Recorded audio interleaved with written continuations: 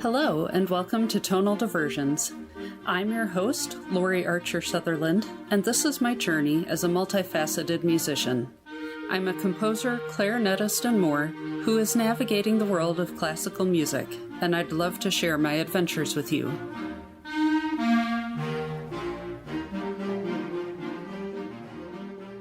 Today, I'd like to chat about learning how to practice. It's something that, at least when I was in school and college, it just wasn't talked about all that much. It's not that we never got any practice tips, we just didn't get a lot of information on how to actually practice and make that work for us. I've honestly learned a lot more about it in adulthood than I ever did in school. I try to teach these tips to my students so they get the head start that I didn't have at their age. How do most of us learn to practice? There are a couple of things that we all learn to do, and they do help to an extent. The techniques work, but we're not often told how to make them work for us and for the actual passage that we're trying to work on. First up is repetition. Just keep playing it over and over again, and surely the next time it'll be right. And we just keep doing it over and over and over. We're told to play something 10 times in a row perfectly, and if we mess up, we have to start all over from the first round. The next one is slow to fast. This usually involves a metronome. You keep playing that passage with the metronome, starting slowly, then speeding up incrementally, and you just keep doing it until you get to tempo. But inevitably, we hit a wall and we just can't seem to go any faster. And at least for me, that usually hits below the tempo that it's supposed to be at. And it's so frustrating because I just can't seem to get it any faster. And that's about it for learning how to practice. And then we get frustrated and wonder why nothing's improving, especially if we finally nailed that tricky passage yesterday, and today it seems like we've never played it before in our entire lives. We end up feeling like there's no point, and maybe we're not cut out for this music thing after all. But there's good news. There are other things we can try. I hope these tips give you some new tools to try out in your next practice session, and I'd love to hear if you have success with them. First up is to have a plan. It can be really helpful to have an idea of what you'd like to focus on when you sit down to practice.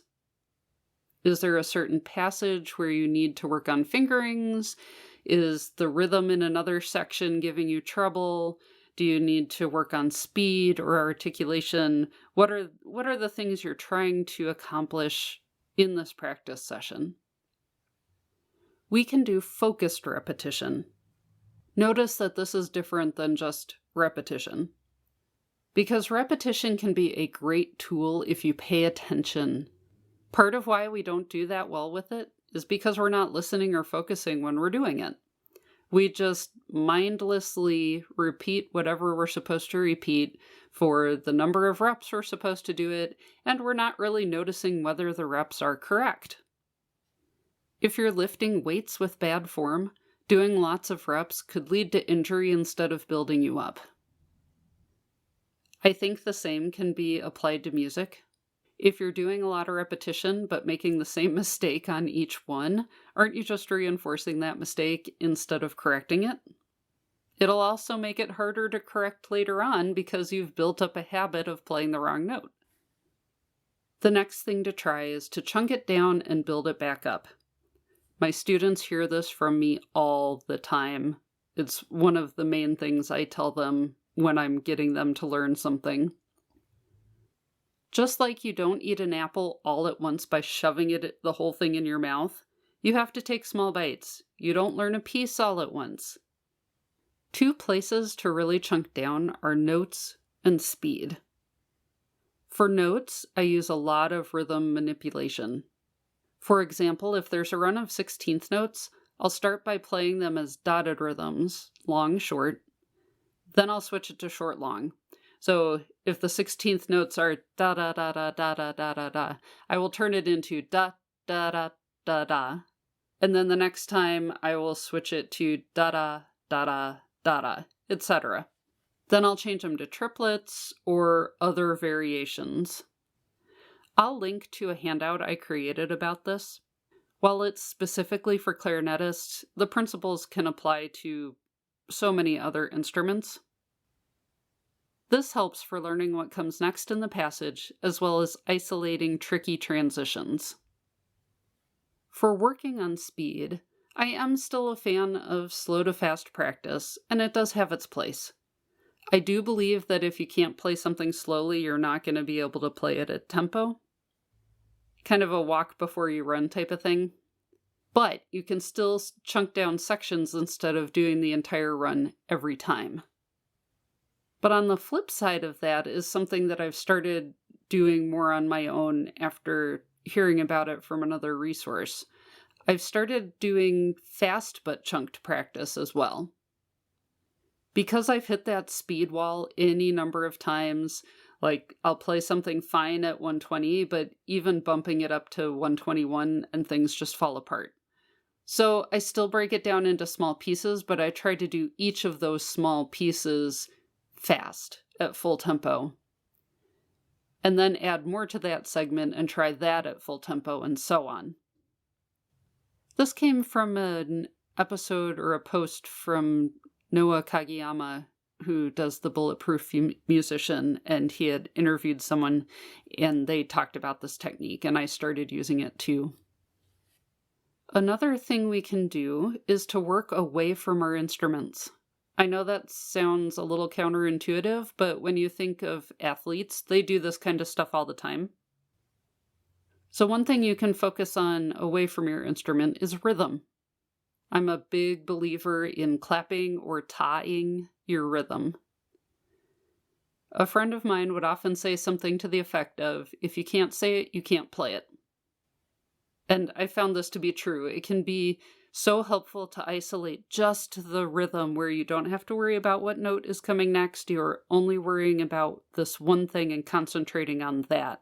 And then you can put the notes back in with it. The other thing to do away from your instrument is look at the structure of the piece. This is a great time to look at how everything's put together. You can start with the basics of key signature, time signature, tempo, and look beyond that. What are the themes of the melody? Are there any rhythms that predominate? What happens in the harmony? You don't have to know a lot of music theory to start seeing similarities, differences, or patterns.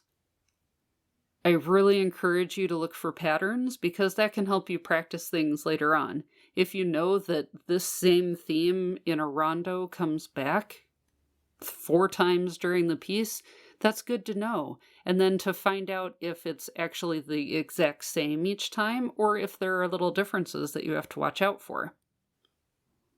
Consider making up your own exercises. This can be a really interesting way at looking at a problem. What's the trouble spot in a piece you're practicing? Can you turn that bit into its own exercise? Turn it into long tones, or play the scale it's based off of, or something. Do something with the rhythm. There's value in making up your own exercise because sometimes that actually works the best. I mean, talk about a custom solution to what you're doing. And finally, just reward yourself. Play something fun just because. That's why we play, isn't it? To have fun and to make music that we enjoy playing. So, especially if you've had a really hard practice session, pull out your favorite tune and play it. It doesn't matter if it's a song that you played in 6th grade that is really easy but you still love. Just play it. Give yourself a reward for putting in the work that you did. I do have some resources that I'm going to link in the show notes, but I'll also talk a little bit about them here. I love the site Bulletproof Musician by Noah Kageyama. It's so helpful, and I stumbled upon it years ago, and I don't even remember what I was searching for that led me to it, but I've been a faithful reader of it for a while now. The articles about practicing and performing are incredibly helpful. I've incorporated many things over time that I learned about from this site. The part I mentioned earlier about the fast but chunked practice came from this site. And then there are a few books. The first is The Art of Practicing, A Guide to Making Music from the Heart by Madeline Bruiser. I'll confess it's been a long time since I read this one, but it was on my bookshelf and I thought it was worthwhile to take it out and look at it again. She talks about practicing beyond the technical aspects of notes and rhythms and incorporating musicality.